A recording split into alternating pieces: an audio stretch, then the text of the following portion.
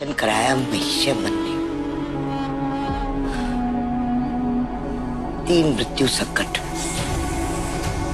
पहले का उपाय तो मैंने ढूंढ लिया। दूसरा संकट एक आर्य का, वो भी मैं समझ सकती हूँ, परंतु ये तीसरा संकट मेरे लिए एक पहेली बन गया है। इसे कैसे सुलझाऊं? कैसे? सभा सदस्यों, वीर काइस के अभियान से जो भौगोलिक जानकारी हमें वरुण देव से प्राप्त हुई है, उसके अनुसार तो शत्रु और हमारे बीच का फासला बहुत ही कम रह गया है। आप यूं समझिए आर्य कि हमारे आर्यवर्त का सपना कुछ ही दूरी पर है। बस एक हाथ में तलवार उठानी है और एक हाथ में आर्य ध्वज। वीर आर्यों, तुम अपनी विचारों की गति पर बढ़े ही चले जा रहे हो। रुको, सोचो। हमारे शत्रु ये द्रविड़, इस धरती के सर्वोत्तम मानव जाति सभ्यता के प्रतीक, इस शत्रु की क्षमता को आंकने में यदि हमसे कोई भी चूक हुई तो क्षति तो हमें ही पहुंचेगी।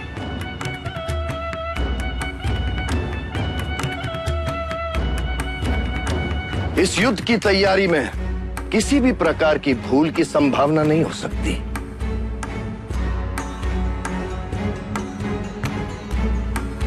पानी में मगरमच्छ को कोई नहीं हरा सकता और उस धरती के मगरमच्छ हैं द्रविड़।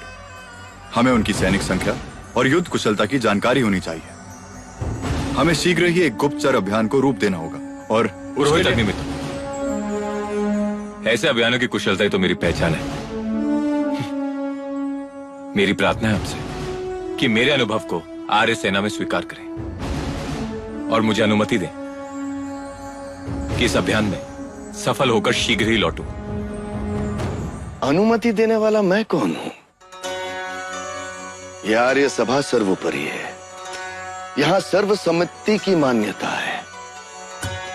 मैं तो केवल इंद्रदेव की इच्छा को आप तक पहुंचाता हूं। तो क्या आर्य सभासदों को मेरी प्रार्थना स्वीकार है? मुझे स्वीकार है। मुझे भी स्वीकार है। स्वीकार है। स्वीकार है। मुझे भी स्वीकार है। और आपसे एक प्रार्थना है कि अपने इस अभियान पे मुझे भी साथ में लेके चलिए। मैं अपनी जीव शक्ति लगा दूंगा। मात्र एक अभियान का हिस्सा बनकर खुद को प्रवीण समझ बैठे। अबरुक, इस अभियान में आप जिसे चुनना चाहते हैं चुन सकते हैं, यह आपका निर्णय है। किंतु आर्य धर्म आपको किसी भी आर्य पुत्र का अनादर करने का अधिकार नहीं देता।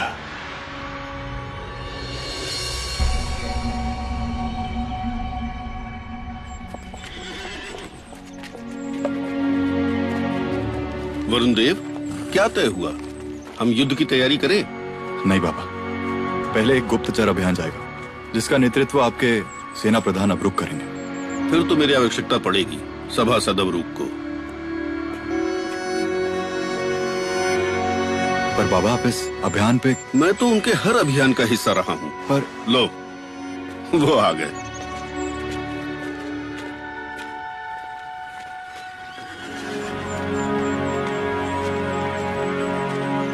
आर्यवीर, सैनिक के लिए क्या आदेश है? हम सभी सभासदों ने निर्णय लिया है कि हम गुप्तचर अभियान में जाएंगे। हम वहां पर ज्यादा जानवर नहीं ले जा सकते, इसलिए मैंने तय किया कि हम ले जाएंगे 4 गधे और तुम्हें।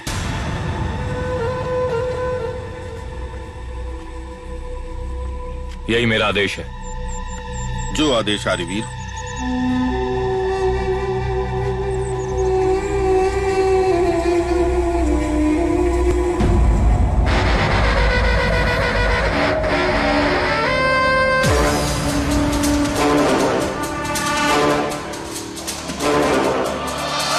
आज देवसेना का राज्याभिषेक टल गया।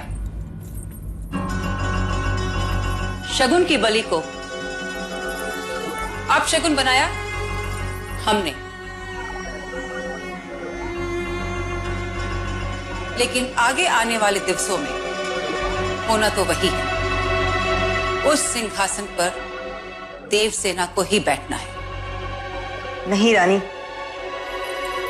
ये तब तक होना कठिन है जब तक थंगम आपके साथ है। ये भाले मैंने बनवाए हैं, आप इनमें से कोई एक चुन लीजिए, कोई सा भी।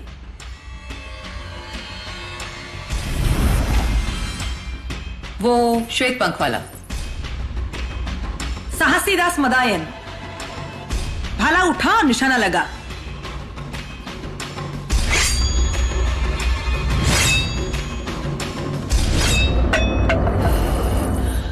हाँ, कैसे सैनिक है तुम्हारे दल में? इतने पास का लक्ष्य भी नहीं भेज सकते? क्षमा चाहूंगी रानी, लक्ष्य उधर नहीं इधर था।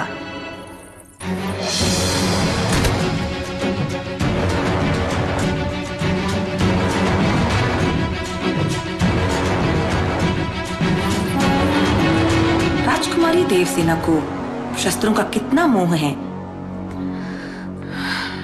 ये आप जानती है रानी। वो दिन में पानी पीना भूल सकती हैं, परंतु अपना शस्त्राभ्यास बिल्कुल नहीं भूलेंगी।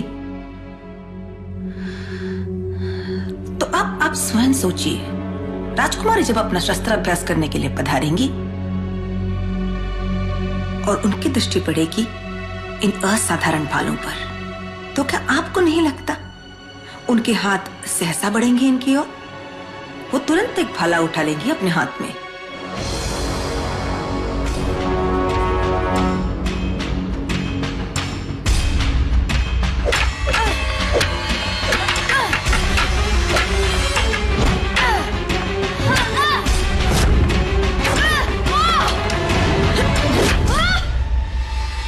अब अभ्यास मेरे साथ करो।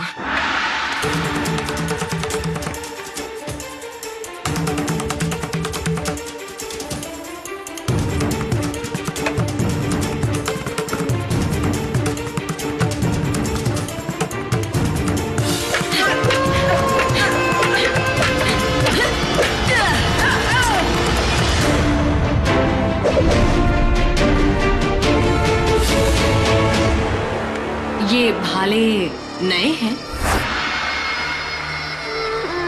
आज ही आए हैं, मालवा राज्य से बन के आए हैं।